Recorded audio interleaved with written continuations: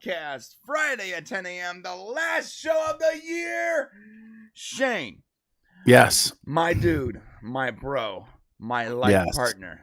How are you? Good. I just realized the word camera is in that rap. It's like, were you trying to find a word to rhyme, or was camera like? Yep, I was real? trying to find a word to rhyme. Yeah, I was like, what does a camera have to do with it? It sounds good. Get your camera. Gets everybody motivated. What else do you say there? Like, get your laminate. I don't know what you would say. You're right. That's a tough one. No, it's good. Happy for the last show of the year. I can't believe 2023 is already over. It feels like we just got here. And, it's been one of those interesting years. There's been ups, there's been downs. A lot of downs. Well, and if anything shows from your Twitter post, which you guys haven't seen the Twitter post, I laughed so hard. This is our Twitter post. I'm super excited. It was really tough. It was fun. I enjoyed it. It was definitely a different ball game, but I had a blast. That, it says, so thank you. The Popcast brothers. I'm super excited. It was really tough. It was fun. I enjoyed it. That girl got her ass whooped. I think she won, right? Yeah, she won. Yeah. Wow. That's good point. I want to know. Game, but I had a blast. What did her opponent look like? I'm super excited. The opponent's it was really tough. It was fun. I enjoyed it. Must be. Brian says he's into bare knuckled boxing. No, so I'm not into it. I've been getting into it more. I didn't know it was a thing. I mean, that was like a turn of the century. Like dudes used to beat each other up.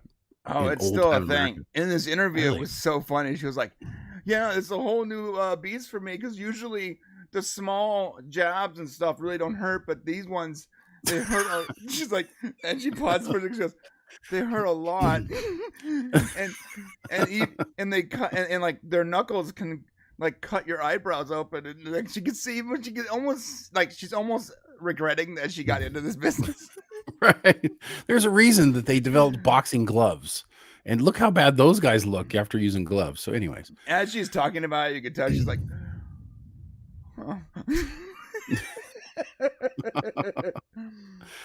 oh, so it's going to be fun. We're talking about today the best movies of 2023. If you got a chance to see our list on Wednesday, it was the worst movies of 2023. And today we're going to go through the top 10 movies of 2023, at least for me. Did you actually make your own list, or are you just going to kind of rock and roll with mine? I you know what I did was I tried to go through and make my list, and looking at your top 10, I was like, like we're pretty solid. We're just close. Have a couple. Okay. Yeah, we're close, but I'm gonna switch around a couple things. So I'll explain. Almost entirely, like at least only 3 things on your list I don't agree with, but there's pretty close to the top of the list, and it's funny because the things that are below 10 for you have taken those places, so it's pretty close. Okay. Additionally, we can show the whole list at the end, I guess. We will. I also made a little list of my most anticipated movies of 2024, 1 per month. I had to pick 1 per month, and it was very difficult. Gotcha. Okay. Well, anticipated. So we're gonna do that next week, though. Right. Yes. Yeah. Yes. Okay. That'll be fun. I put it in the thumbnail today because I wanted to talk about specifically a couple at the very end of the year, but I'm not going to go through the entire list today. Okay. Sounds good. But there's a couple we have to talk about today before we end. Why? I want to wet the whistle for next week. Oh, I see. Okay. Well, let's wet that whistle then, brother. Let's do this. Greetings to all you guys. Thanks for coming today. Wet that whistle. We're going to wet that whistle. I don't know what that means. We just got a shout out here at No Money G, who gifted 5 Popcast Unleashed memberships right there in the chat, even before the show started. So welcome, Drew D, Simple Jack, Atoy Fanboy, Lisa Nelson, and Captain America, our new members. You guys will want to stick around at the end of the show today because I hear Brian's getting naked. Because it's the last show of the year. Yeah, I'm getting totally butt naked. I'm also sharing some pics that I found online of Christopher Mays in very nice. interesting positions. I didn't know you had an OnlyFans. I'm just saying. You know what's scary is I'm a fan. You know what's scary is You know what's scary is that with AI, anything's possible now. Like it's almost frightening what people can do. That's true. And we have pictures of Christopher Mays wearing our hat. And he's bare chested, which makes it really easy for Shane AI to do whatever he wants. Okay. Yeah, that's tough, man. I got to tell you, in the future, we're all going to have like these constant alibi cameras on us at all times. So they will timestamp so we can figure out like what's real and what's not. Well, you know what's interesting? There's actually a couple symbols that screw up AI, right? And people have been trying to include it in their artwork and stuff. I totally see like celebrities in the future just getting those symbols like tattooed like on their shoulder or something. So you can't mess with them like an AI. Mess with it. Oh my gosh, that's the sign of the beast, bro. AI. That's the sign of the beast. 666. All right, you want to knock this down and start rocking this out this morning? Yeah, real quick though. Drew D said something interesting. He said, I haven't seen Brian with his supercharger from Panera in a while. And I want to tell you guys why. Oh, yeah. All those, I'm going to say adults with quotations because they can't handle their caffeine and they don't understand the concept of a caffeinated drink they were drinking like 3 to 8 of these a day and then having heart palpitations on their walk home and then blaming Panera because they drank a lemonade that was too powerful. You have ruined it for me. Because now Panera... they have put the chargers behind the counter. And I don't want to interact with people. Is that what it is? Yes, I have a sip club. I want to go in there. I want to get my drinks. I want to leave. I don't want to wait in line, have to ask, shamefully, can I get a couple chargers, please? I don't want to do that. I just want to get my chargers and leave. But no, you had to bitch about your lack of self-control and have like heart palpitations and heart attacks and all that. And now they are behind the counter because they are too dangerous. And this is what happens. Everything good, we as adults can't manage on our own. A couple bad actors complain about it. Next thing you know, it's either banned or it's moved or it's restricted. And it makes it harder for responsible adults who like to get high on chargers can no longer do it. Responsible adults. It's not fair. It's not fair. I'm sorry you can't be a druggie during our shows. And the thing is, there is a long line. Like, that's not a joke. So, like, I sit there and I'm sitting in line waiting for a charger, and I'm like, you know what? This is not worth it anymore. And you also feel a little guilty. Admit it. You know you're buying drugs. And so you're standing in line. You got to think about it. And then you got to be like, I'll get the soup. No. Hold on. I'm not going to get the soup. I have some bread. No. Just give me a bunch of chargers right now. Listen, you know why I'm here, bitch. Give me the chargers. Like, put it in a bag. Put it in a bag. Yeah, put it in a bag. I'm here for the chargers. No, not the see-through bag. Put it in the paper bag. Put it in the paper bag. Come on. No, but for real, I've noticed a lot of good things. We can't have nice things. And I was on Twitter this last week, and you have this thing going on called Calendar Gate that is driving me nuts. It's so funny. It's hilarious. It's stupid and hilarious. It's hilarious and it's stupid. So a bunch of like libertarian and conservative women got together and made a calendar for some beer company, whatever, right? Mm-hmm. I had no making some money and entrepreneurs. Yes, I had no interest in this calendar at all. But someone we follow, a friend of ours, posted a shot of her month, and we're like, "Oh, good for you!" So we liked it and shared it, right? And then we did. I liked it. I liked it. So good job. I mean, she looks great in it. It's not bad. She's wearing a full dress. Is that the redheaded libertarian? Yeah, libertarian. Yeah. And she has she's wearing a full dress. She's like sitting in a kitchen with a pie. She looks like a typical like 50s housewife or whatever. It's from Tim's show, right? She's from Tim's show. Yeah. She looks completely normal. Like nothing overtly sexual about it, except for the fact that she's pretty. That's the only dude, I saw a tweet. It was my favorite tweet. And she put it out. She's like, listen, to all of you women who are angry at me because you think I have I'm tempting your husbands or I'm somehow being a temptress for your husbands, just send me their logins and I'll ban them all. I don't give a fuck. Yeah, I'll block them. Yeah. I was like, it was just so ridiculous that there are people reaching out to her saying, How dare you show up on this calendar? Some hyper religious guy. His name is Bryce something. I don't know. I don't even know why he's famous. It's like a rapper. That's how much damage one person can do on Twitter. That's how much they can do. Right. One person. He comments on. He post replies and he says this is demonic, and he gets all these like people up in arms about it. Look, guys, there are much more important fights to be fighting instead of you fighting your uncontrollable lust for people on the internet. Like, why are you complaining about this when you could be complaining about the plethora of other things out there happening? But no, we're spending precious brain power on this. I'm about to, like, if it goes for another week, I'm gonna buy the calendar. I'm just gonna buy it even though no one needs a calendar. Why are you buying a calendar? No one needs a calendar in 2024. Now it's about principles. But at this point, it's becoming and also principle. Looking at these ladies across the room on the wall. I mean, she's pretty, but she's not like, it's not overt, bro. The guy posts, "This is demonic, bro." Remember? Let's see. Well, come on, you got to show it. Let's see what we're doing here. I'm not. It's not like I saved it or anything. I love the way you said that. It's not like I saved or anything. I actually didn't save it. You 100%. That would have been funny. Like, I didn't save it. Here it is. I mean, the pictures going around of all the, and honestly, I think the worst thing is like a swimsuit. There's like one has a swimsuit on. Here it is, dude. I'm sorry. Is that demonic? There's one that's got like all 12 pictures, I think. To give people a better idea. No, this is not. It's, you know what's hilarious though? I love the cross in the back. Right. Like the cross on the wall is almost like, because this is not a religious person. I don't think. No, she is. She's religious.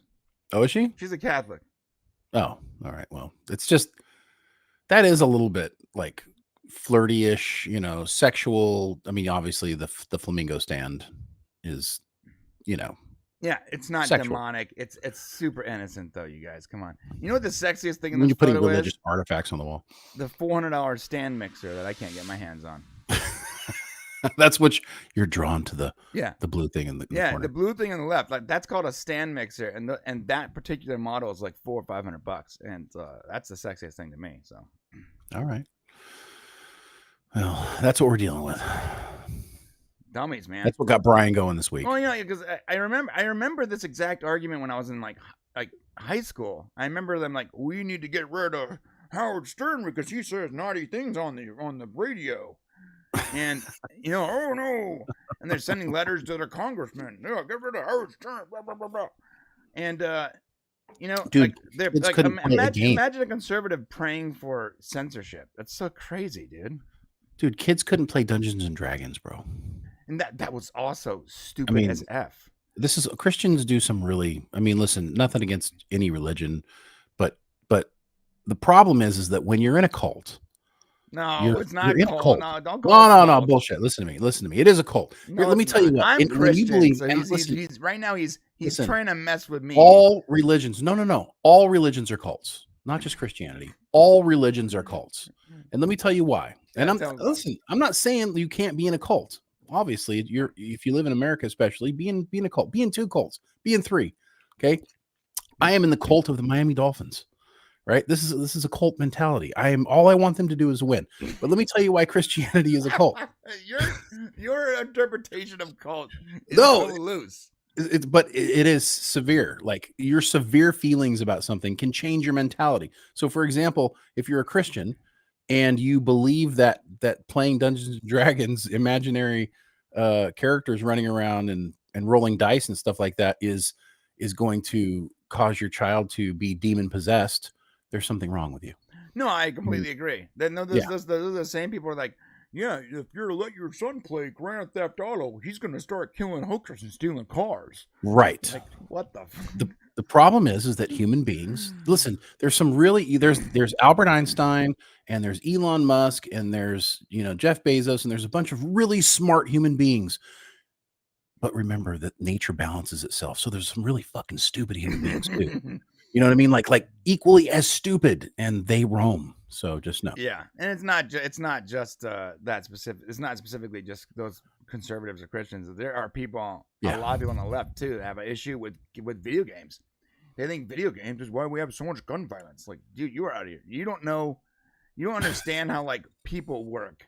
If you're talking about gun violence, listen, all the people I know that are addicted, quote unquote, to video games have no interest in actually picking up a gun and doing anything active. Okay. No, that's right. That causes exercise, and you have to output something. No, 100%. When they said like, oh, pot is the gateway drug, it makes you want to kill, suck baby's blood. You're like, no, it makes you paranoid. And hungry. Makes you not want to do anything but eat Del Taco. Like, and put up cameras in your house and think the government's coming to get you. Right. We have a family member who is super paranoid. Like the person still has like a flip phone. He's like, I ain't getting a smartphone, bro. Why do you think they call it smart? Like, you put a good idea to put a microphone and a camera in your pocket, bro. Are you insane right now? They are watching you, and it was so over the top that I think Shane and I thought it was like a joke at first. I did 100% thought it was. And we're like, oh, that's funny, man. He goes, I'm not joking. They're watching our every move right now. Yeah, I don't even want to hang out. I don't want to hang out with you because you have a smartphone. Like, that was the last time we hung out. That was it. That was the last time we. All right, buddy, you're on your own. Good luck, man. And we got a super chat here from Christopher Mays. Welcome back, Christopher Mays. Woo! What's up, Christopher? Thank you for $10. He says, Brian, if you can get your fix at Panera, I invite you to become a Monster Energy Kylie with me. Kyle. Yeah. Kyle with me. Hey, listen, Monster Energy isn't bad, but only like one flavor is good for me. The other flavors don't work. I'm definitely more of a Rockstar guy. And then I discovered Red Bull, and I'm like, oh, I'm a Red Bull guy. But I used to be really into Monster Energy. I have a buddy of mine who has the Monster Energy logo tattooed on his body. Whoa. He loves Monster Energy so much. That? All right. Well, if you love something, you should tattoo it. But I would stop it at some sort of, beverage that you pay for. I have Shane's face tattooed on my left butt cheek. That's only so you can sit on me all the time. That's right. And should put me in my place. No. All right, let's get into this today. Huh? I lost a bet. I feel like I lost a bet on that one. Okay, man. We are talking about the top. Hold up. We are talking about the top 10 movies of 2023. And boy, is this a difficult list to make considering 2023 sucked. Not completely, but just mostly. It sucked. It was not a good year for movies, television show, making money, finances in general, buying eggs or gas. Well, we did have a strike for most of the year. So, so that impacted it. Although it makes me think that 2024 might be worse for Hollywood. Right, because there was there was nothing being made. It's not like they're making things up until the day they're done. Yeah. And they release them. No, that means that because of the strike, there's going to be less content over the next couple of years. I don't know. All right. Number 10 on this list. Remember, this is Shane's list. I will share my thoughts on this list. I would give you my 10 because this is one of the ones I don't agree with, but it could be because of my taste. But number 10 on this list is Talk to Me. Nice. Talk to me. I got to tell you. Talk to me. I'll talk to you. This movie, everything on my top 10 list were movies that made me think for multiple days. Sometimes I would just wake up the next morning and I'd still be thinking about the movie. And a lot of the movies give me different thoughts or different feelings. This one specifically creeped me the fuck out. Like, this movie had me thinking for several days. It is a very complicated, strange. If you've not seen it yet, it is was released as an indie picture. A24, no surprise, ended up getting in bed with it, as A24 is known for those super creepy, like Midsommar and different kind of scary movies and different movies they do. This is an Australian-made movie. It is directed by Danny Filippo and Michael Filippo, which I think we're going to see a lot more in the horror space. And essentially, what happens is these teenagers find this hand that was a mummified hand, and when they grab it and they do like a series of things like light a candle, they can actually see and speak to the dead. And I got to tell you, this movie is it's very well acted. It is extraordinarily interesting, and it will make you think at the end, like how does our life end? How do our lives end? And what is it? What is the meaning of what we do? And it's a pretty deep movie, man. It's really philosophical. So made me think for a couple days, and that's why I put it at number 10. And that's fair. I'm not into horror. I don't even think I've watched this movie, to be honest. I might not have. You need to watch it. It'll make you think. Sure. But in place of that number 10, I'm going to go ahead and put Sound of Freedom, because that movie made me think. And it made me consider the world, and the fact that it was a true story was sort of a mind blower. And so my number 10 will be Sound of Freedom. And if you guys haven't seen that yet, so check out Talk to Me if you haven't seen it. But if you haven't seen Sound of Freedom, and you guys know how I work. Like, I like action, adventure, big, I'm ADD kind of stuff. But this movie I was dragged to by my wife, and it is worth the watch. It really is. He's really a great actor too, and that's the thing is, and that's what it is. Yeah. Jim Caviezel. Jim Caviezel, he's an amazing actor. He plays the main character. He's an actual person who's still alive, and it's an incredible film. So incredible. I need to step in here. Matt Vader is talking shit about my Dolphins apparel. Matt, who do you like? Matt? Who's your team, buddy? Okay, that's all I want to say. Isn't it the team that's in Vegas? It's like the Raiders. If he's a Raider fan, then that would be very embarrassing for him. So I don't think so. Love you, bro. I'll just step in here too. Something that Drew D said I thought was pretty funny. I mean, she's pretty, but she's not green. That is Brian. That's a tattooed on your back. Yeah. Okay. Next up, number 9 on our list is also another one I don't agree with. Like you're slow. It's slowly dawning on you, like what is on my list. I most of this most of the top 5 stuff I agree with. Your bottom half I don't agree with. Anyways, number 9 on this list is Oppenheimer. Get it right, man. Okay, so listen, I know that you don't like Oppenheimer, but here let's be real here. At number 9, I think this is a very reasonable place for this movie, despite the fact that some people might find it a little slow and boring. It does detail an incredibly important time of American history, and I think it does it very well. The acting is phenomenal.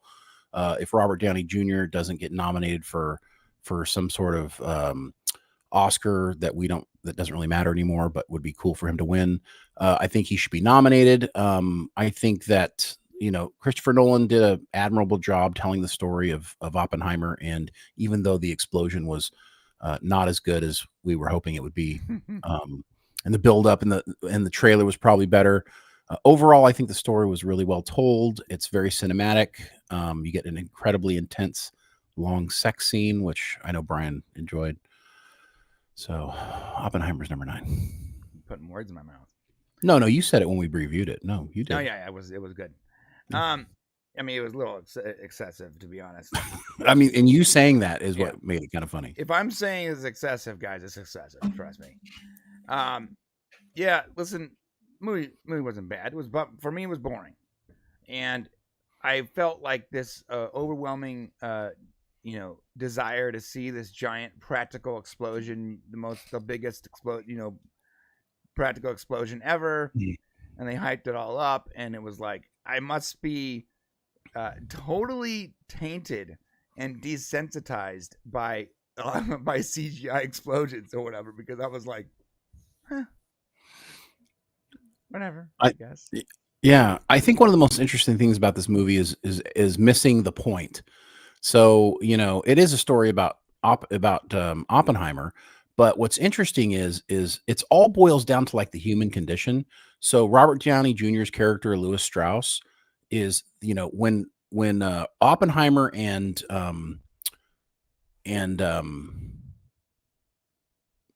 my gosh, I just drew a blank. Albert Einstein. When Oppenheimer and Einstein talk for a brief moment next to the lake, or outside, Mm-hmm. and Strauss like sees them talking.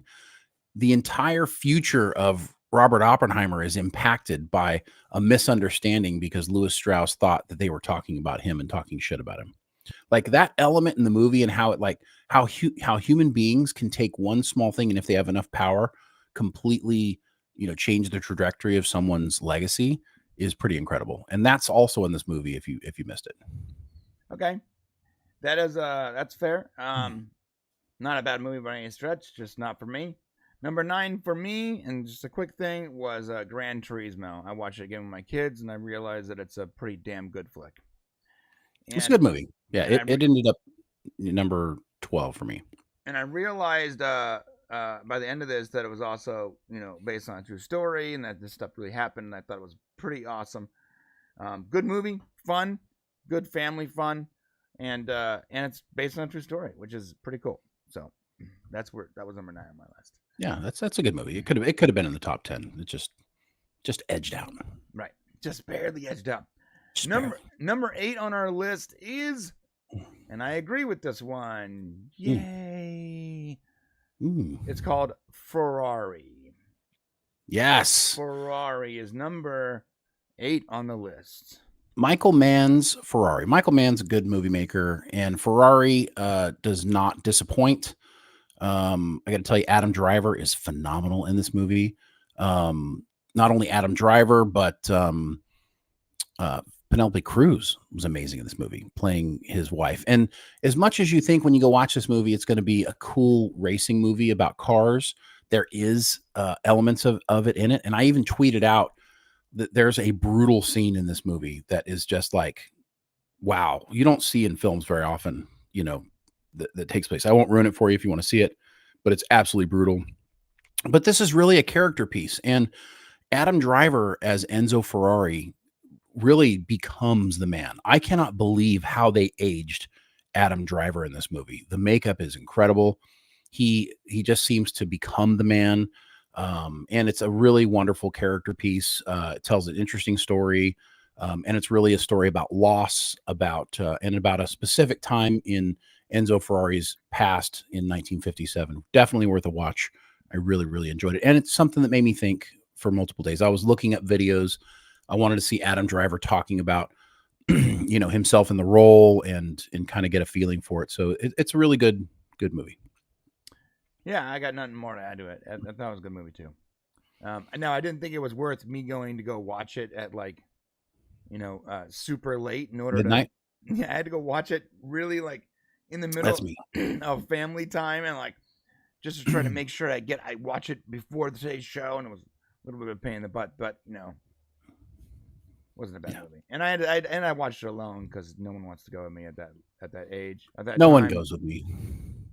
Lately, everybody's like, the streaming has ruined my kids for movies. It used to be really exciting, be like, come on, let's go see a movie, kids. Now they're all like, yeah, I'm good. Kids don't want to go to the movies anymore, man. Yeah. I think the movies are in trouble in the future. Yeah, my kids love the movies, but I have to hype it up forever. I have to emotionally manipulate them and hype the movie up in order to get them excited about it. Yeah, and then when they get there and don't enjoy it, see, I made that mistake. So once you do it and fail a few times, they won't go anymore. Okay, so this next movie is number 7 on the list, and I definitely do not agree with. This is this is not anywhere near my top 10, and I have an appropriate replacement for it after thinking it through. This is Shane, number 7, The Hunger Games. The Ballad of Songbirds and Snakes. Yeah. This movie is not only is it enjoyable, if you're a fan of the Hunger Games books and movies, I think you'll find this prequel very interesting. It follows the story of Snow.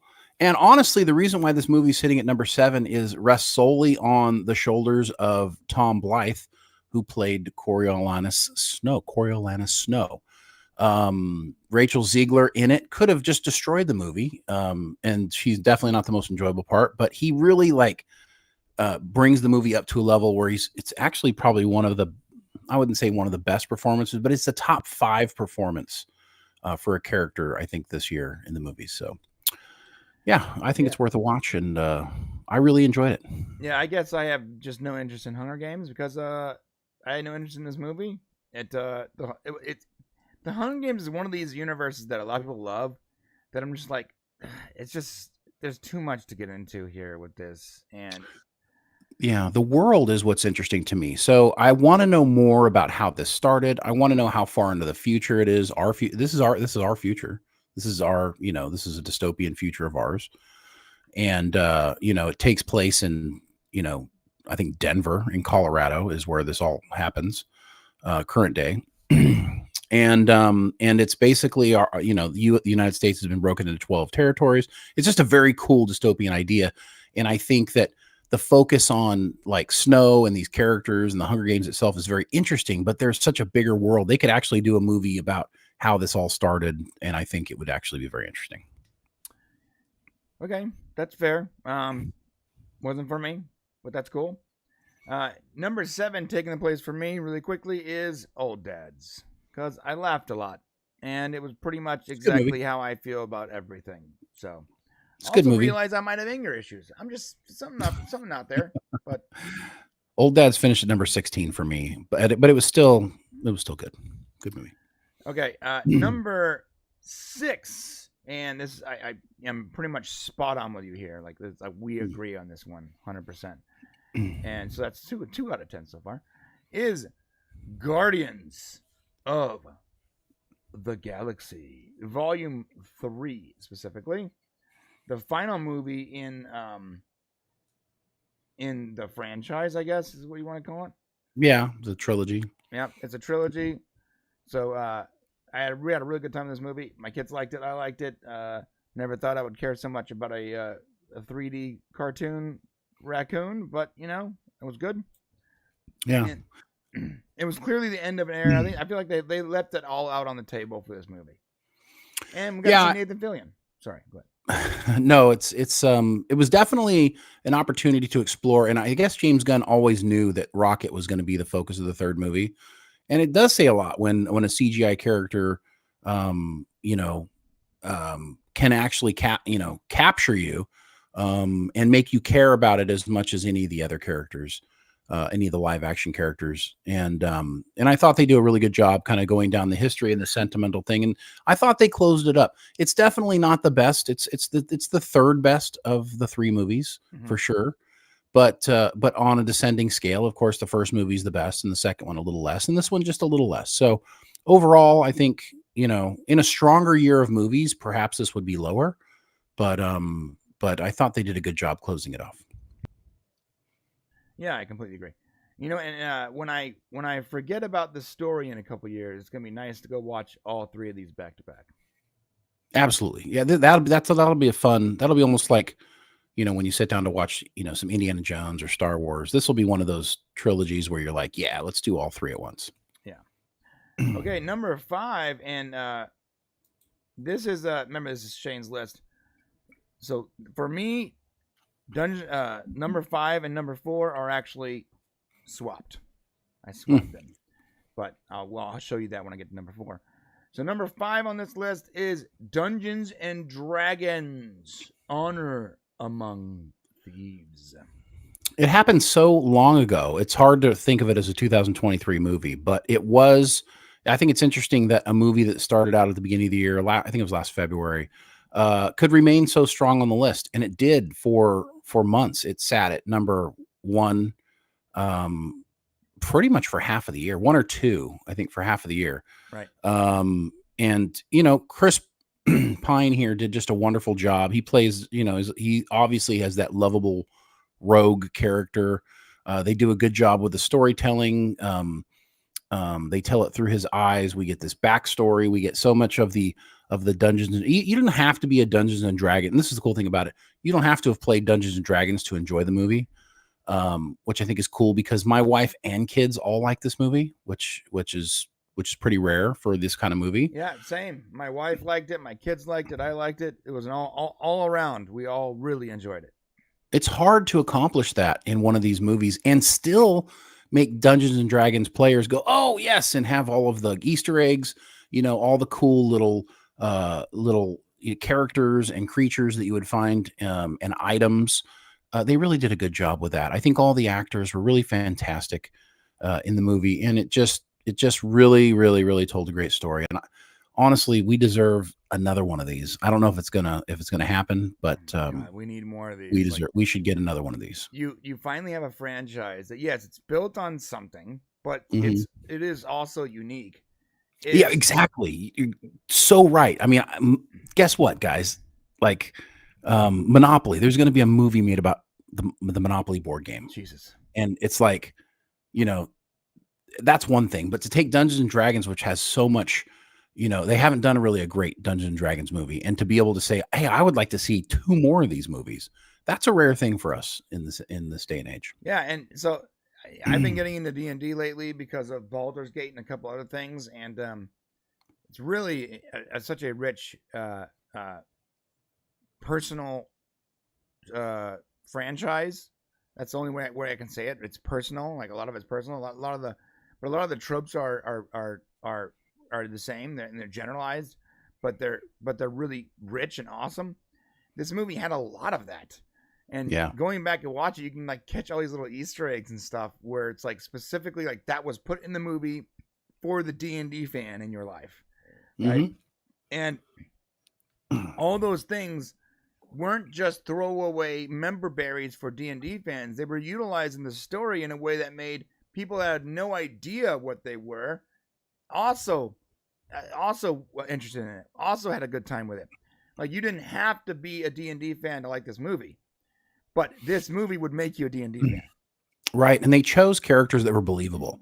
Like, you see Chris Pine being the charming thief, right? And then you see, like, you couldn't have just picked any woman to play like the brute, to play the the barbarian or the fighter. And Michelle Rodriguez is like perfect for that. You had to find, if they would have put somebody else in there, that didn't have like the physical characteristics, it wouldn't have worked. It's like Brie Larson or something. Yeah, like put Brie Larson in as Holga, right? And they would have. A lot of people would have done that. So, huge shout out to the filmmakers who found the right people for the right roles to help make it more believable. Yeah. And you know what, guys? Hey, Hollywood, you have a movie with a diverse, inclusive cast.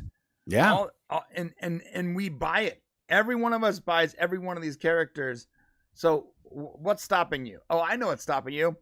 Making a Monopoly movie. And here's the thing. There's a redheaded character.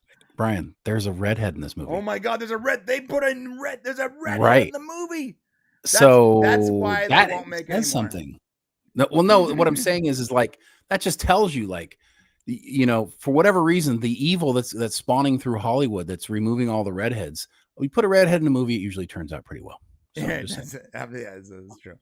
Yeah, maybe that the evil smoke had not touched this this film. I don't know. It was a good movie. I'm looking forward to more. Hopefully, we get it. I did look up news on it, and there is no news on it. So yeah, it might not happen. So. Strike. A lot of things are going to take time to roll out since the strike. They're finding out after the strike too. A lot of people are just not. A lot of the writers did not work during the strike. So usually through a strike, there's a bunch of content that people have ready. Let's get going. But we're finding out that a lot of people didn't do any work. So there weren't a bunch of stories. So they're it's going to be a while before we start to fill the slots for new movies. All right, number 4. And remember, this should be, for my list, would be number 5, and D&D would be number 4. But for Shane's list, number 4 is Spider-Man Into the Spider-Verse. It hung in there. It was my number 1 movie for most of the year, all the way through November, actually, all the way through November. This was my number 1 movie. We've talked about it multiple times, so we won't go into it too much, but I'm not a huge animation guy, and that says a lot that an animated movie was my number 1. I just think that the style is incredible. I think that the story is awesome. The editing is incredible. And, I know it's going to take them probably 3 years to make the next one, but, and we're left at a cliffhanger, but there's just something about this style and this story that is fascinating. And I think when the trilogy is finished, it's going to be one of those great, superhero trilogies probably of all time. Yeah, if they ever finish it. They will. They will. Yeah, if they finish it. This is definitely a cool. Miles Morales is a cool character. I like him a lot. I like the different Spider-Man. I like the different places they went exploring the Spider-Verse. I still don't like multiverse stuff. No, but when you do a story about the multiverse, actually incorporating the multiverse, then it's okay. Like, I get what you're saying, but this is actually about the multiverse. Right. Whereas people are using the multiverse as a vehicle in most of their franchises. This one actually explores the Spider-Verse. And you got to admit, there's tons of cool spider characters. There is. And that makes it very fun. Like the Punjabi, I think it's called. Spider-Man is pretty rad. A lot of the spider people are cool. And Miles Morales is he's different than Peter Parker's Spider-Man. It's like it's different. So I don't feel like this is a replacement for Spider-Man. I feel like this is a new character. Not new to comic book fans, but new to movie fans. And they can exist in the same place. Like, it's not replacing a character that I already love. It's adding a new character that I like. Yeah, and I think it gave us a chance to breathe with Spider-Man. Because the Tom Holland movies are okay, but they just keep popping them out, and you're just like, okay. And this kind of gives you like a shift of pace, shift of gear. And can you imagine maybe like a live action Miles Morales with Tom Holland? That might be kind of fun. Yeah, that would be cool. And maybe we get our boy Donald Glover in there. Well, Donald Glover was in the movie. Yeah, he was in the movie as him, like he was the only live action character. Right. All right. The next up, number 3 on Shane's list, and I can't even comment on this. This is all you, bro. I trust your judgment, so I'm not even going to try to replace this one. Oh, thanks, man. I didn't have a chance to see it, although I did. You did show me how big this person is. Zac Efron has gotten. It's called the Iron Claw, and Zac Efron looks like he is just on every possible protein shake you can buy. Yeah. Oh man, I got to tell you, Iron Claw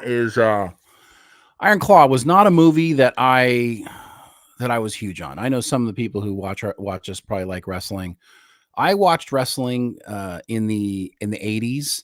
And that was pretty much it. After like WrestleMania 1 and 2 or whatever, that was it. I was done with wrestling. And just because I grew up and I knew it wasn't real, and I just didn't enjoy the fake stuff. So I was not really intrigued in watching this movie. But the cool thing is I did know who the Von Erichs were because I did watch wrestling in the early 80s. And so that piqued my interest. And when I found out, when I saw the trailer with Zac Efron in it, and he looked like the Incredible Hulk, I was like, what in the hell is going on here? He did. He looked like, what is his name? Oh my God. The actual original Incredible Hulk. But the guy. Oh, Lou Ferrigno. He looks like Lou Ferrigno. Yeah. Efron is in like bodybuilding shape. Like he could do a show. Like he could go out on stage and compete 100% with his body. And if you look at him in interviews now that the movie's over, he looks shriveled and back to his normal self. Does he so really? I don't know. Yeah, I don't know how he was already kind of fit. Well, like steroids. You could tell there's movies that you keep saying steroids, but that's not true. So there's no proof, and you can't just shoot it out there like that. I'm just saying. I don't know if Zac Efron took steroids for this movie. There is also legal steroids you can take to bulk up quickly. No. Yeah, there are. There's anabolic. No. There's steroids that a doctor can prescribe you that will give you this bulk. No, not there's no. Yeah, okay. So you can take steroids, but it's completely frowned upon in all shapes and forms. And anybody in the bodybuilding industry who's now doing steroids, it's all. Anyways, that's not the goal. And you just don't want to put that paint on onto somebody. It's a negative connotation. I'm looking at his face and he has to be taking something to bulk up like this. This is not like just him at the gym, just pounding it out for 6 Well, there were interviews that with other people who were spending time with him that said the dude was consuming like 5,000 calories a day. He was working. He was like just feeding it all day, working it all day, just like The Rock does. This was his life. to put this muscle on. Because if you look at the Von Erichs, they were built, man. They were, and especially his character. But more importantly, above and beyond the body transformation, is Zac Efron emotionally handles the character in a way we've never seen with him in a role. He takes it to a very personal level. He really captures the soul of who the character is. This movie is one of those movies that if you're depressed, you do not want to go watch it. It is a movie where there is so much tragedy in this movie. They left out one of the brothers who killed himself because there was already just too much tragedy in the movie. Oh God! Like they left out one. There's so much tragedy in this movie, and it is a heartbreaking story, a true story, and mostly there's some things about it I think that were changed up. But it's one of the best acting performances of the year. I would put him up very close up against Killers of the Flower Moon with why am I drawing a blank? Leonardo DiCaprio. I'd put it up. I put it close, very close. There's some incredible acting performances in a pretty mediocre year of movies, I would say, and his is one of them. I like Jeremy Allen White too. He was great in Shameless and Bear, or whatever that show was called.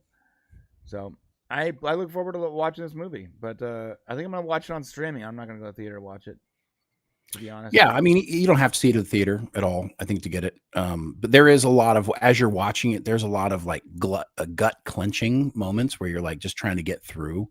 I mean, it's just so heartbreaking. If you have any heart and soul whatsoever, any empathy for other human beings, this is a hard movie to watch. Holt McCallany, who played the father, Fritz, just like he just becomes that dude.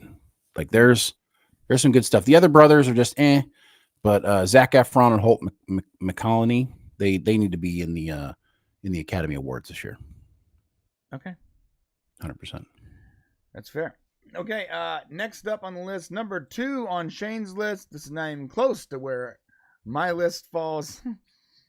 At least for this one, and it is Wonka.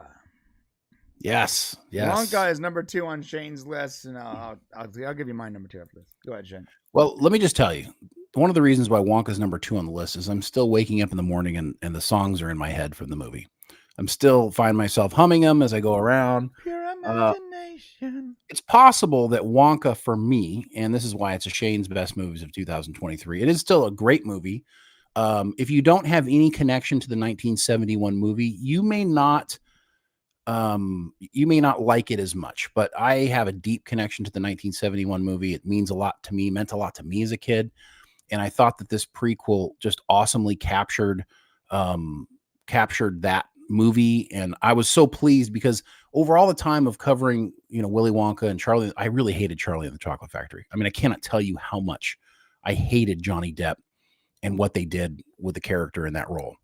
And so to see them come back, especially knowing how the family felt about it and how unpopular it would be to attach this movie to the 1971 movie, it was extraordinarily unpopular decision. And to see it just pay off in spades. The acting in the movie is hilarious.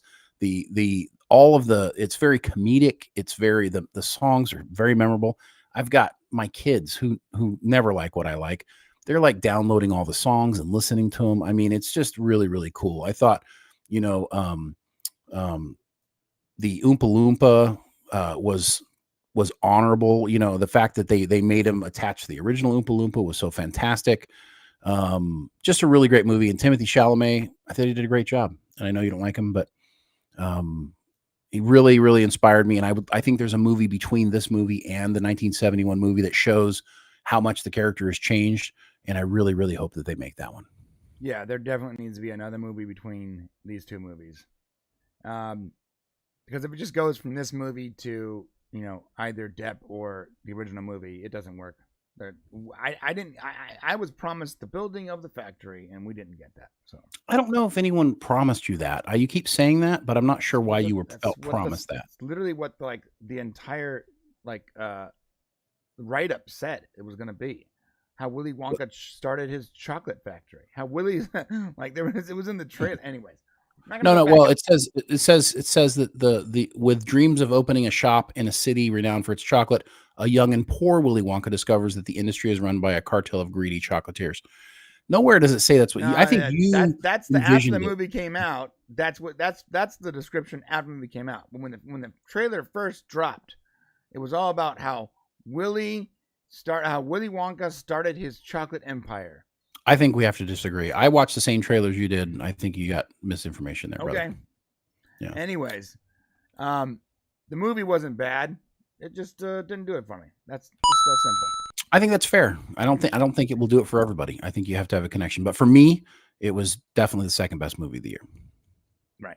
All right. So for me, number 2, and Shane can't hear this, but if you can, you'll recognize it. For me, number 2 was Super Mario Brothers. I had a blast in this movie. Shane didn't like it as much as I did. No, I think it's a fine movie. At number, I don't know where I put it. At number 34. Yeah, that's not of the year. It's not remotely it was just fair. meh. I had a great time. Me and my kids were in the theater. We were cheering. We were laughing. We were having a good time. You know, I felt a little emotional when the brother at the end tried to save his bro with the manhole cover. Great movie. Great fun movie. And I was thoroughly entertained. And you know what? I expected so little from this movie. I expected so little, and I went in there and I walked out feeling like, what a fun movie this was.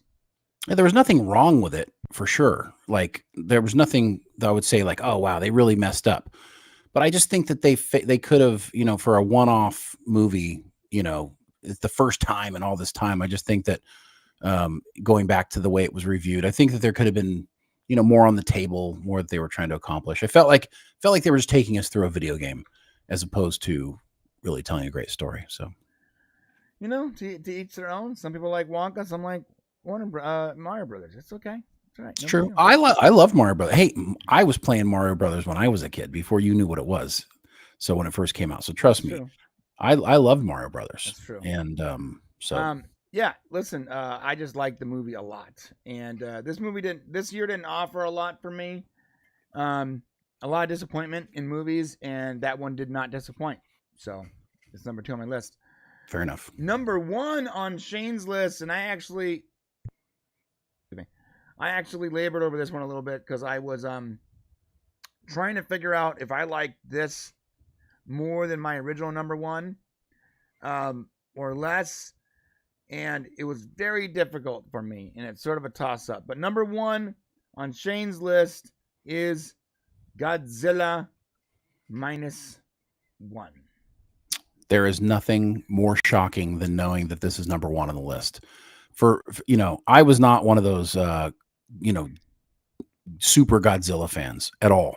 I watched him as a kid growing up because really there was nothing else on television, and it was, you know, because I'm old, and there wasn't a lot of stuff for kids. So I did watch some of the black and whites. I did watch the American-made Godzilla movies that came out, you know, since the 1990s until today. And, you know, it's never really been, they've been okay. Something happened when Godzilla -1 came out. And I felt like I was transported back to my childhood with those movies, but yet it finally wasn't like a joke. You know, it wasn't ridiculous. It was a serious movie. Godzilla was terrifying.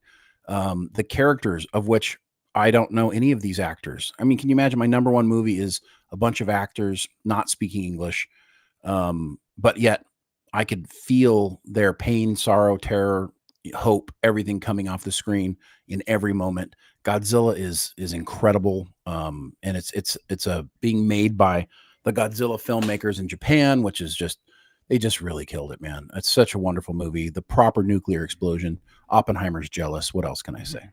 I'm glad you liked it. I gotta tell you, I fully expected to dislike this movie, and I did not. I did like it. I don't like subtitles. I have other criticisms of it that is particular to me. It was not number 1 on my list by far, but it was pleasantly surprising. Excuse me. I'm like coughing. It was pleasantly surprising how nice, how entertaining and fun this movie was, and how terrifying Godzilla was. But that wasn't enough It wasn't enough for me. I actually probably, like, on a primal level, enjoyed Godzilla versus Kong more than I did this movie. That's a shame. I can get why you might enjoy that. I would like to address Matt Vader's comment here. I'll just let you know, I saw an early showing of this movie, and I said it was the best movie of the year before everybody else was saying it, Matt. So not bandwagon movie fans, buddy. Sorry. Yeah, but I did enjoy it, and I fully expected not to. I was actually sort of dragged into it because we were going to go watch it, and I was like, here we go. And it was in subtitles, but I did enjoy it. For me, my number one is no one else is number one. No one else is going to like this movie. There isn't a single person Fast X in our chat on YouTube that I know of, in our community, that's going to say this was the number one movie of the year. But I'm going to tell you, for me, and I've seen it several times now, me and my kids have seen it, despite its problems, and there were a ton, despite the problems with this movie, I thoroughly enjoyed this movie, and it did it for me this year. And I know everyone hates it, man. I know everyone hates it. But I don't give a crap because I loved it.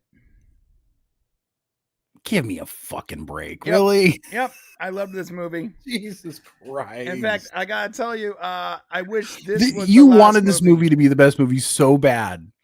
I wish this movie was the last movie of the DC franchise and not Aquaman. Even though Aquaman might have been like, might have had like better, like. Oh, so you wanted the last thing for us to see is Aquaman face down in a gutter? Like that would have been like the end of the DCU? No, you're right. That's, like I said, there's some bad ideas in this movie. They shouldn't even have had post-credit scenes. The last scene shouldn't have been Aquaman face down in the gutter. That was so stupid. There were things in here that was stupid. The graphics were really bad, especially in like the speed tunnel, whatever, the Speed Force. But the way they did the Speed Force outside the graphics was super rad. The story of young Barry and original Barry, and how young Barry turned, like his attempt to save everyone over and over and over again is what makes him into the Black Flash or whatever it was super rad. I actually liked Supergirl a lot. I thought she was great. I loved Michael Keaton's return. Loved it. I was over the moon being remember my introduction to superhero movies was Michael Keaton's Batman. It's like that was my first superhero. Getting to see him again in all his glory was awesome. The way he's like fighting and stuff, it was so Michael Keaton. This movie did it for me in so many. Despite all the problems, and there are plenty, and Ezra Miller is a goddamn asshole. He's a predator. He belongs in jail. But I still enjoyed this movie to death. All the references to Back to the Future, the things they changed, everything about this movie worked for me. Forgive him, friends. He is a Flash stan. Just forgive him. Yeah, I'm a Flash stan. The CGI was bad. It was. There was parts that were horrible. The running was so. The running good. Was sort of to this day. He's swim running. I said it 6 years ago. I don't know why Ezra Miller runs like that. It looks like he's like figure skating or something. It's weird. But whatever. I can ignore that stuff and enjoy the story. And I thought the story was great. And I liked Supergirl a lot. I liked Michael Keaton's Batman a lot. I love the dynamic between the two Flashes. And, this should have been the last of the DC movies, sans that stupid cutscene of Aquaman on his face. And I'll say it. I don't care if everyone's mad at me. Whatever. I was looking forward to this movie. When I got to see it, I was stoked. I watched it twice. I was stoked the whole time, and everyone kept making fun of it, and I was like, you know what? I don't give a crap. I had a good time in this movie. Good for you, bro. And I bought the Steelbook and then sold it when I ran out of money. I will rebuy it next year. This was a good movie as far as I'm concerned. And you know what? And maybe it's because this year had such bad movies. I had a good time. And I wish there was a different Flash. And I wish there were some decisions that they didn't make that they made. And I wish the CGI was better. All that's true. But I still had a good time. And I still... Okay. And this is the first and only Flash movie we're probably ever going to see. Just so you know. Yeah, there won't be another Flash movie. There might be. No, there could be. Maybe in like 25 years or something. Right. Yeah. Well, let's just go with what Matt Vader says here. I'm glad opinions are subjective. And that's the truth of the matter is like, look, anybody's list is their list, and what you enjoy is what you enjoy, and nobody can take that away from you, even if it is a dumb opinion, based on me. So I get you, sure, and I love you, and so don't worry about it, dude. If you want The Flash to be the #1 movie of 2023, you die on that hill, bro. Well, listen, I will die on this motherfucking hill. And look, Kenneth LaRoque, someone actually bought the Steelbook from you. Oh yeah, I'll tell you. Hold up. Here's a funny thing. Great. For anyone not buying Steelbooks, you're sleeping. Like if you buy physical media and it's not a Steelbook, you're nuts. If you're buying a Blu-ray and you're not buying the Steelbook, you're making a mistake, because the Blu-ray, the second you get it, it's worth nothing. But a Steelbook, for somehow, not only retains its value, I sold it for more than I bought it for. That's great. A good investment. I bought the Best Buy exclusive Steelbook, okay, for like $35. I sold it for $50. Like what is the odds of that? Anyways, listen. When you buy a Blu-ray, you need to buy a Steelbook. They're not even that much more, and they hold and retain their value. Here's the deal with this list. I actually wanted Godzilla -1 to be higher on the list, but I couldn't talk about it because it was #1 on your list. And I didn't want to bring it up until we got to your #1. So you had to, you were talking about The Flash? No, the Godzilla -1. I wanted it to be higher, but I had to adjust my list very quickly, mind you, based on, and I didn't want to blow your #1. Godzilla -1 should be on the list for me somewhere. It would probably be, 7 or 8 or whatever. Because I had a really good time with it. And let me just share with everybody where The Flash was for me. It was all the way down at the bottom, I'm sure. Let's see. The Flash sat at number 28. 28th best movie of the year. Whatever. Right below Aquaman and The Lost Kingdom. I actually liked The Flash more than Aquaman, but I feel like Aquaman had more, it felt more finished, and that's saying a lot considering there's pacing issues in that movie. It's true. All I know is that this has not been a great year for movies. A lot of franchises have been burned this year for a lot of people. I did like that we got sort of a return to the old school R-rated comedies with No Hard Feelings, Dumb Money, and a couple other cool comedies. I like the fact that we had that surprise Five Nights at Freddy's success. Well, let's show the lists so that we can kind of do that and close it off, and you can talk about them as we go down. Sure. 1 second. And real quick, super chat from Michael Nemo for $5. Did you all ever read comics? Do you know what the annual is? That's what the Flash film was to me. Just an odd mismatch of meh. Yeah, I was not a huge comic book guy, but Brian was, and I do know what you're talking about. And it did feel like they were trying to just stuff as many superhero alternate reality stuff as possible in there. So I see what you're talking about, Michael. Yeah, I'm a huge. You can't see my little studio here, but I have comic books all around my office and comic book posters, and I love comics. I haven't really invested a whole lot into them over the last 8 to 10 years because they've sort of gotten bad. But I grew up reading comics. I grew up going to the comic shop at the Orange Circle and digging through bins and bins of comic books that people didn't buy and trying to find the coolest stuff. I was there when the grocery store was selling copies, which was a huge thing. He was selling copies of The Death of Superman with that variant cover where his cape is covered in blood and there's a giant foot on it or whatever it was, or flag through it.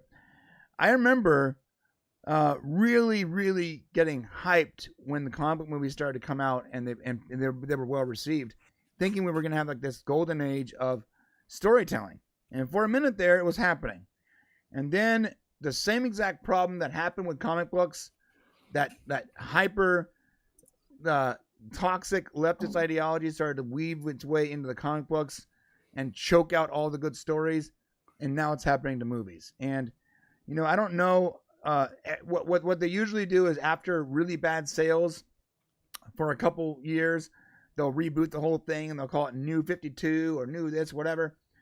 I don't think they could do that with movies. I think again, it costs way too much to sort of reset the deck the way that. Well, James Gunn's doing it. Yeah, that's unique. James Gunn's doing it because Discovery bought Warner Brothers, and you have this like sort of gung ho cowboy type of a character in David Zaslav who is willing to like just cut everything away and lose a bunch of money and just give it to his buddies and be like, good luck. That's a unique thing. I think it's also unique that we even got the Snyder Cut. That was like hyper, like that kind of thing is not gonna happen again, as far as I can tell. Like it required a lot of like things to line up to give that director the ability to come out with a 4-hour version of his movie. It's just not. So there's good things about it, but there's also a lot of bad things. A lot of studio interference, a lot of sort of hyper leftist sort of ideology weaving its way through all the stories.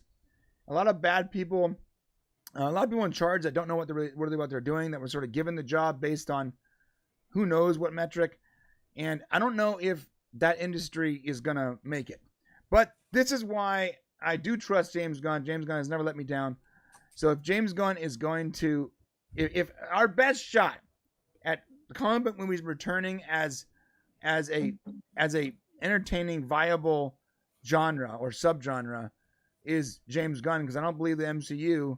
I think the MCU is just done for, at least for the next 10 years, unless somehow Ryan Reynolds and Deadpool come out swinging and manage to sort of like, I don't know. There's an opportunity there, but I'm not sure they're going to take it. All right, let's go through the list. This is Shane's best movies of 2023. Like we said, Godzilla -1, Wonka, The Iron Claw, all those top 10. And I'll filter these to a best movie of all time list. I'm actually working on a list that we can put up somewhere, and just kind of keep track of everything. Yeah, we're gonna put it up. Can you zoom in a little bit? It's really impossible to see that. Napoleon #11.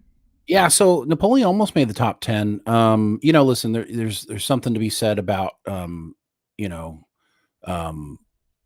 great actors and great roles and telling good stories. And even though Napoleon wasn't a perfect movie, it definitely was a good movie. I even put it above Killers of the Flower Moon, which I'm sure you would approve of.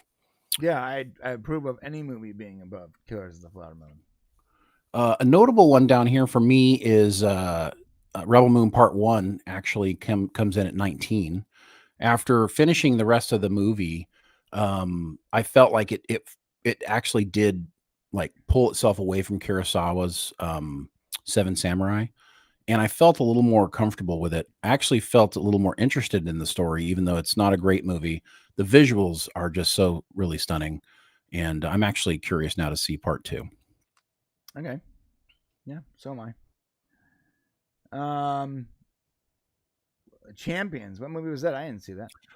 That's Woody Harrelson movie about some mentally challenged young adults playing basketball and I going saw the to championship. Yeah. Yeah, it's actually a very touching movie.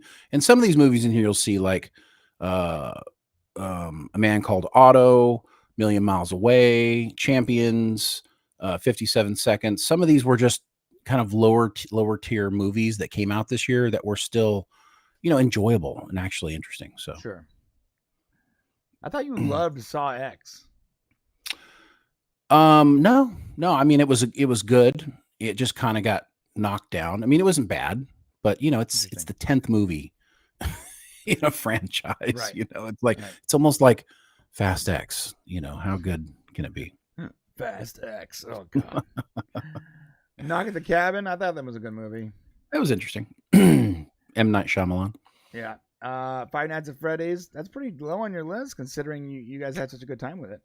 I feel like the problem with the movie is that they tried to fit the whole story into one movie, and I felt like they didn't have enough the characters weren't terrifying enough like they should be, like in the show. There wasn't enough jump scares. Didn't take you through the game properly. So even though it wasn't a bad movie, it definitely missed out on being as good as it could be.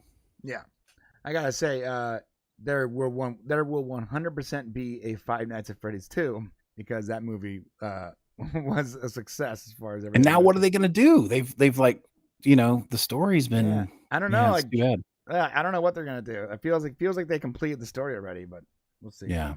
I hated the Teenage Mutant Ninja Turtles movie. I hate it. I hate it with passion. It's because of the graphics, though. Like the story, I thought was. I mean, and I get the graphics. The graphics are definitely questionable, and I don't like that style. But I will say that the story was good. Like that was being told. I didn't really care necessarily for the turtles, but they're. The way they went from their origin and through kind of the whole, it felt like I was watching like 80s Teenage Mutant Ninja Turtles again. I didn't get that vibe. I just didn't enjoy it. It felt really. I was an older kid, so. Yeah.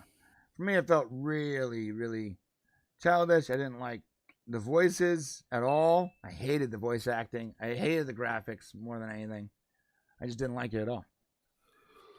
Indiana Jones: The Dial of Destiny, that is a deserved spot. That movie was garbage. Terrible. Blue Beetle, I can see that being 38 on your list. For me, probably been a little higher, but it wasn't like some standout thing. Transformers: Rise of the Beast. Just so you know, there's a sequel to this movie coming up soon. They just need to stop making Transformers movies, man. They're never gonna stop. I know, it's just terrible. They're just Totally Killer. We've talked about that. I actually enjoyed it, and possibly because of its flaws. Where would it be on your list? Right underneath Fast X, probably somewhere in like the 20s. 20s, okay. Yeah. Shazam! Fury of the Gods. It's funny because like half that movie was great and half it was not. We've had that conversation. Yeah, before. I probably would be a much higher movie, probably one of the better movies if there wasn't just this weird. If I didn't feel like I couldn't associate the two characters, and that cussing thing really pissed me off. Yeah, taste the rainbow, mother. I mean, come on, man, my kid. It's like you do not expect an F-bomb dropped in one of these movies. I get like more but not Shazam. Like Shazam's the one movie you think you're not going to get an F-bomb. And then, the rest of this we talked about recently. But yeah, it's pretty rock solid. Last movie on the list is Asteroid City. You saw our stream last Wednesday. It was very clear that was the worst movie of the year for us, and we both agree on that one. All right, so we got a couple super chats here. Michael Nemo, guys, seriously, do yourself a favor and see past lives. Brian, I have faith that you can handle a depthful drama. Let me check it out. Past lives. I mean, yeah, I can handle good drama as long as it's not boring as crap. Oh, it's an A24. If it's A24, I'll definitely watch it. Their movies make you think. Wait, is it time travel? Is it time travel? It's a romantic drama. Nora and Hae Sung, it's a South Korean movie. Childhood friends are rest apart after Nora's family immigrates from. All right, I'll give it. This is definitely not a movie I would normally watch, but for you, my friend, I will give it a shot. Yeah, why not? I'll give it a shot. I'll try it. I have a feeling this is a time travel movie, and it's like masquerading as a romantic drama. I don't know why I feel that way. All right. I'll give it a shot. Rec Thoughts for $5. Thank you, Red Thoughts. Says Dial of Destiny should be dead bottom of the pile. What an insult to true indie fans. Yeah. Yeah. Unfortunately, it couldn't be at the bottom. If this year wasn't so horrible. Like this year was so bad. Like the movies this year were really bad. So the indie was able to sort of hide in a pile of garbage. Yeah, I think the reason I didn't drop Indiana, and trust me, nobody is more frustrated than Indiana Jones being punched and dragged back to the present by his goddaughter than me. But the movie was watchable. Like the story, there was a story. There was some cohesiveness to it, and even if we didn't like it, it was more interesting than some of the other ones that are below it on the list, in my opinion. Right. So, yeah. And I think Barbie could have been the best movie of the year, and an opportunity to bring men and women together, and they took the opportunity to divide us. But there was a moment, and if you go back and look at some of the stuff we talk about, 100%, it could have been the best movie. Had the message been, look, let's compromise and learn to be equals and work together. It's almost like they were building to that. Like they were building to an appropriate message where it was going to end on like a positive sort of optimistic tone, and like everything was working. And then like it's almost like some blue-haired feminist was like, "Okay, my turn to write the script," and just flipped everything on its butt. It's weird. Yeah. Michael Nemo for $2. Brian just said Shazam, Fury of the Gods. That's right. I meant Fury of the Gods. I have a hefty speech impediment. Fury of the Gods. Speaking of furries, my kids have been walking around saying the word furry a lot lately, and I'm like, stop it. What are you doing? Oh no. Right. Apparently it's got another meaning now. Kids who dress up as animals and act like animals, they're being called furries. I'm like, guys, that's not what that means. So I don't know. There's going to be a fight over what that word means in the future. Yeah. Oh man, kids, bro. Christopher Mays for $20 says Five Nights. Thank you, Christopher. Five Nights at Freddy's is too low, in my humble opinion. My son and I love that movie. Yeah, I like the movie a lot with my kids. I do agree. But I think that was the problem.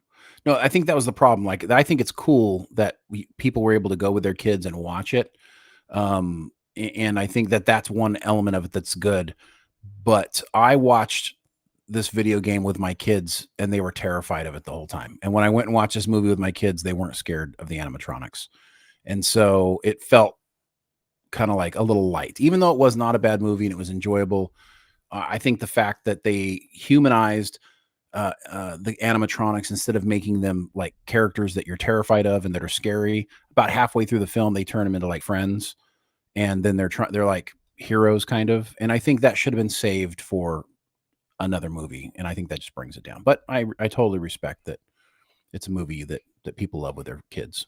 Yeah, I had a good time with it. I do agree though that it ended in a way that felt pretty final. And I'm not sure how you make more movies out of it, even though they, if I remember correctly, they did announce they're making more movies out of it. No, there's a sister location. I mean, the lore has really been drawn out. But the thing is like the fact that we found out that there were kids in, sorry for the spoiler if you guys haven't seen it, but, find out that there's kids, ghosts in the animatronics, find out so early, and that they humanize those kids. They really should have saved that for the end of the movie and made it some sort of cliffhanger. But I get it. They didn't know how much money it was going to make. They were worried that this would be a standalone movie. So, I mean, I'm giving it a lot of room, a lot of leeway. It probably could be higher on my list, honestly. All right. So that's it for the movies. We are going to be talking about next week when we come back on Wednesday, I believe. Right, Shane? I may not be here Wednesday, actually. Oh. So either Wednesday or Friday. Mm-hmm. That'll be our first show of the new year, and we're going to be talking about our most anticipated movies of 2024. And I gotta say, if you guys are not aware of something, there's a couple movies that we're going to be talking about in detail, and that is the Alien movie coming out in 2024, because we are really looking forward to that. Deadpool 3 and what that means for the Marvel franchise, because who knows what they can. I don't know how they're gonna possibly correct or self-correct this fast nosedive into the ground, but it's happening. Can you show images of them when you pull them up, or no? Yeah, sure. Let me show you.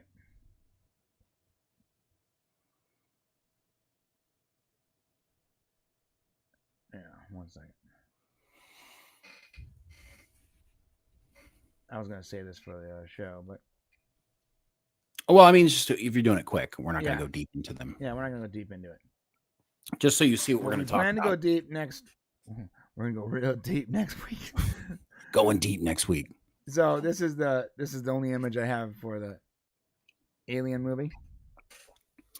And I'm not sure if I'm excited for it, like you said, anticipating it. I'm actually, I'm looking forward to seeing it, but I'm not even optimistic, actually. I'm cautious. That's how I'm going into it. That's interesting. Yeah. Well, because they could ruin the franchise. Well, very easily. Because they're rebooting it. So, are they rebooting it? Oh yeah. Wait. Yeah, this is basically the first Alien movie over again. Yeah. So that's what worries me. Okay, so we're going to talk about that a lot next week because there's. Yeah. That's not what the information that I gleaned from this. So we'll take a look at it closer, but I'm pretty sure it's a reboot. Really? Interesting. Okay. Also, Deadpool 3, and another one of those things where I'm looking forward to it, but not because it's Deadpool, but mainly because I want to see if they are bold enough to use Deadpool to fix the MCU, because they're not, but yeah, this is either going to fall flat or it's going to be a huge success. And if it's a huge success, then because the studio is a bunch of idiots that just look at numbers on a page, more than likely they'll go this route for correcting the MCU, especially now that Jonathan Majors can no longer be King. I just don't know if they're willing to connect Deadpool that closely to the MCU. I mean, Deadpool succeeds no matter what. These movies make money. So it'll be curious. And it's going to be successful. Absolutely. The question is will they allow it to be a pivotal movie? I don't think they'll do that, but we'll see. Well, so the X-Men is a big part of the Marvel's strategy going forward. So Marvel needs a break. What? Marvel needs a break. Need to stop making shit. Yeah, you're right. We need to take a breather. But that regardless, they're not going to. Yeah, true. And the thing is, the X-Men, which is where Deadpool comes from, is a big part of that strategy going forward. So it would make sense that if this movie is hyper successful, I can see plans and strategies being adjusted to fit more into the Deadpool type of entertainment. It's hard to explain it, actually. No, I think you're right. It's possible. I just don't know if we say that all the time, trying to give these guys the benefit of the doubt, but we'll see. That's true. And we're gonna be talking about this a lot. And I'm not done researching this. This is gonna take a while to research this. Shane and I are actively researching this together. But the Borderlands movie, I want to talk about that. And there's a lot to it. There's a whole social media account that's been putting information out, and this is going to be one of those movies that I believe that they can shake up the game and give us a really crazy R-rated, fun sci-fi movie akin almost to Deadpool in a sense. And it can start off a whole franchise, or it can be just like this sterile sort of clinical, washed out Hollywood garbage. Yeah, leaning more towards the washed out garbage, because we haven't. No, sorry, I'm going to be pessimistic until I can be optimistic. I'm usually optimistic, but the cup is empty, and it's hard for me to be optimistic about movies like this until they prove to me that they can make good movies again. Look at our list. What is on this list here? The top 10, 15 movies are not those types of movies. Yeah, but there's something about Borderlands that's a little different, because the people writing it and directing it. I don't want to get into it right now, but there's Halo. Not the same thing. I know, but I'm just saying, a lot of anticipation for Halo, and people ended up hugely disappointed. So I don't know. Well, we're gonna get into it next week. There's a lot. I believe there's a lot more to look forward to here than with previous video game movies. So all right, fair enough. And cool. I'm being optimistic, but the people involved, and we'll go through it. We'll go through it next week. Yeah. All right, guys. We gotta do Weekly Weird before we go to our member section. And this Weekly Weird is, I had to pick one that was so insane to me, that it would only be appropriate to be the final Weekly Weird of the year. And this one, I believe, takes the cake. of all of them? I believe it does. Okay. Because it shows the stupidity of humans. How stupid humans can be on a most primal level. Here we go. Hiker lost on mountain for 24 hours, ignored calls from rescuers because he didn't recognize the phone number.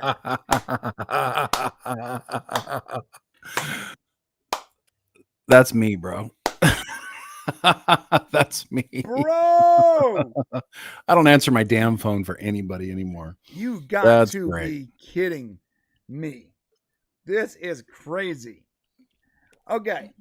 A hiker who was lost in a mountain for about 24 hours ignored calls from rescuers because he didn't recognize the number, officials said. The hiker was reported missing last week after they never returned from a trek on Mount Elbert in Colorado. Where's that? Oh, Colorado. In Colorado, the highest summit of the Rocky Mountains. After an unsuccessful search of the area, hikers typically get lost. Crews learned that the lost individual had returned to their place of lodging. One notable takeaway is that the subject ignored repeated phone calls from us because they didn't recognize the number. That is crazy. So he didn't answer the phone because he didn't know it was you would think in that situation you would answer the phone for whoever is trying to get a hold of you. Yes. You're right? lost in a mountain. Because you're trying to. You're lost in the wilderness on a mountain, bro. Answer the phone. Could you imagine that movie Fall, where the girls are climbing the top of the tower and they get a cell call through and they're like, I don't recognize the number. I don't recognize this number. The best part of this was some of the Reddit posts, Reddit comments was, did they leave a message or text them? I love this one. We've been trying to reach you about your life's extended warranty. Your life's extended warranty. Sounds like a scam. I'd rather die than risk it. This is really great comments here. We'd like to send a fully manned rescue helicopter to your location. Only $29,995. Oh my god! It reminds me of that joke where the religious person is like in a flood or in danger, and like a boat shows up and they're like, "No, God will save me." You know that one. That's a great one. The helicopter comes. God will save me. No. Listen. I already prayed. God's gonna save me. He goes, okay, ma'am. And then a jet ski comes by. Ma'am, come on off here. I'll save you. He goes, no, don't worry about me. I prayed, and God's gonna save me. And then a helicopter shows up. Grab the ladder, ma'am. Come on up. He goes, I prayed to God. He's gonna save me. And then she dies, and she goes to heaven. And she's like, God, why didn't you send me? He goes, I sent a jet ski, a boat, a helicopter. You ignored them all. Yeah. So the hiker got the phone call. Did the hiker make it? He made it. Yeah. Oh, yeah. All right, well. He casually. And this guy's one of those guys. He might just luck his way into like surviving everything, because he accidentally found his way back to a lodge. Oh. And everybody's out looking for him, and he's like chilling, having hot chocolate. Right. He's like, "Oh, hey guys, you guys out there?" What? Oh, sorry, didn't answer the phone. Yeah, the thing about like the robocalls too is like blocking them doesn't work. Like because they I don't even know how to do it anymore. So like when you get the call, you ignore it. You can just press block right there. Except for they continually just get different numbers to call you with. Yeah, that's true. It's like it's a crazy. It's impossible to stop these people. It's too much. There needs to be a law. Something has to come out where there's some sort of. It's the way that the phone exchange happens. I think nobody has control over the phone numbers. I don't think anymore. So no. Yeah, it's globalization at its best. No. Someone asked, "Are we not voting for Weekly Weird and the members?" No. I need a break from trying to find 3 stories. I'm gonna try to pick that back up in the new year when I have more time to. A lot of these are just sort of sad political stories that aren't worthy of. I mean, they are like they're depressing, Brian. Guys, that's what's happening. Trump team fires back at claims that ex-president smells, and you're like, well, that sounds good. And then you like look at the article, and it's like, these aren't they it's a lot of political stuff right now, and it's not fun. And so it's very hard to find, like, I'm going back like 2 years trying to find something that's funny, and a lot of it's political, and I feel like that's not going to change. Like, that we're in a political year, so I'm gonna try really hard to just constantly scrub everything I can find to find headlines we can use. There was a Weekly Weird that we didn't utilize from last. It's all right. We'll worry about it next year. But I'm saving it for next week. Save it, and we'll see what happens. Shout out to Chris Gore, who's in the chat today. Good to see you, Chris. If you guys haven't had a chance to see his Attack of the Doc documentary, you guys got to make sure you see that. Such a wonderful thing. They got a resurgence. They got a resurgence last week. I saw it running around social media. So make sure you guys get out there and check out Chris's stuff, and of course his channel. All right, Brian, we ready to go to members? Are we getting a steel book of Attack of the Doc? Is that happening, Chris? I want a steel book, bro. All right, yeah, we're going to the member section. Listen, to everyone not joining us in the member section, we get it. We understand. It's cool. No big deal. We love you to pieces, and we are so glad that you've spent this year with us. A lot of you have, and supporting us, watching the show, hanging out in our Discord, and just being part of this community. This is the last show of the year. There won't be anything until next Friday, more than likely. And we just want to say thank you. Thank you for taking this journey with us. It's been a delightful journey. Would you say so, Shane?